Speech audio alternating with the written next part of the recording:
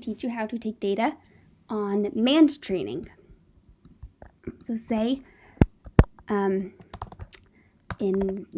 this day I'm going to work on Cookie and Bubble because I know there's two things my child really loves.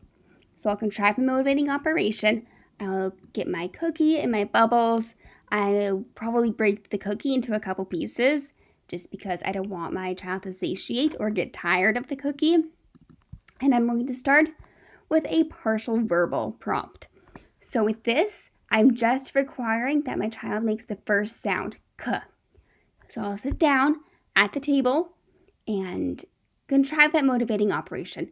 I'll have the Cookie in my hand, but my child won't have access to it. And when I see they want the Cookie, maybe they're looking at it, maybe they're reaching for it, I will say K and wait for them to make that sound. And so I'm going to provide this prompt K 3 times. And if by the third time they don't make the same sound, K, then I will reinforce or provide the Cookie for any signal they'd given before MAND training. So say if, before we started MAND training, they would signal they wanted something by pointing to it or maybe using sign language. I would have my child do the sign language or point, and then I would give them the Cookie just because they're trying, and then I would mark it as an error. And then let's say the second time I say K, and then the child says K. The second prompt, I would mark it as a partial verbal. And say, the third time they get it on the second prompt, the fourth time, the third prompt, say the fifth time I get in the 3 prompts, and they're not able to admit the K, so they point to it, and they mark it as an error, and say by the 6th time, they're able to do it on the first prompt. And then, I'm all out of my Cookie. I'll record my data. So let's see. They were able to make the K sound 4 times out of 6. There were 6 trials. I'm not going to calculate my percent correct yet because I'm still going to do some trials with Bubbles, and then I will calculate the percent correct together. Oops, I don't know why that changed to a date. It's 4 out of 6. There we go. And so say with Bubbles, they're beginning to get the hang of it. And so they're doing a really great job. The only error ones.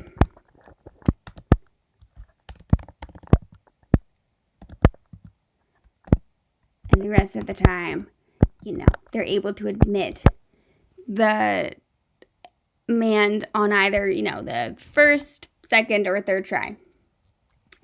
And so I had 10 total prompts, and they got 9 of them. And so total, they got 13 out of 16. So I'm going to do my math. And that total is 81%. So we're still working on it. But let's say the next day we're working on Cookie. And, this time they've really caught on to MAND training. And, they get them all right. And then for the next couple days with Cookie, they're able to get all partial verbal prompts. So I'd mark these as 100.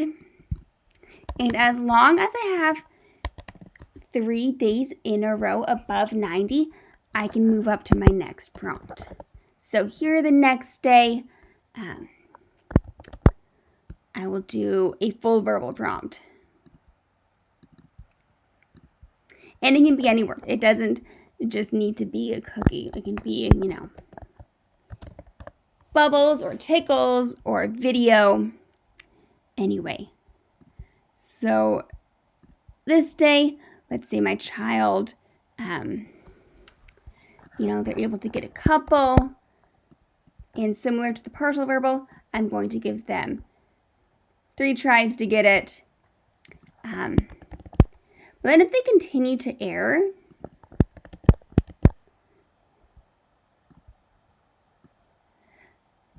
let's say they begin to error. And so, they only get 20% with the full verbal. If they get anything below a 90%, I'm going to go back to the prompt it was before. So this next day, I'm going to go back to the partial verbal until they're able to get the prompt or the command 3 days in a row. Now I can go back to my full verbal prompting. And maybe this time they got it and they really caught on. And they were able to score 100%. Then I'm going to move on to my 2-second time delay. So the 2-second time delay kind of combines the partial verbal and the full verbal. So with this one, I'm testing to see if my child is able to request it independently. And so when I see the child is wanting access to the item, so say I'm holding up the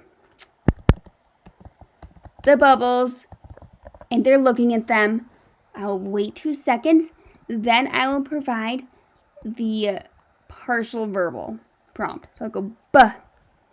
And so if they reply bubbles, the full word, then I'll mark it as correct. Say, for example, I provide the buh and they respond with the buh. I'm going to mark it as an error because for the 2-second delay, I really want them to say the whole word because I know they can. And so if they just say the buh, then I'll move on to a full verbal and say bubbles. And they say bubbles. I'll still blow the bubbles, but I'm going to mark it as an error. And so say we continue to do this. And then for the rest of the time, they've caught on. They know the drill. I say but and they say bubbles. And actually, let's say, for example, the last 2 times, I don't even need to wait or provide any prompt. If they just look at me and say bubbles without any prompt, then I'm going to mark that as an I for independent. And it looks like here we had 9 out of 10, and so that would be 90%. And so then I will go continue prompting with a 2-second delay until they are able to prompt independently every time. And that is how you take data on managed training.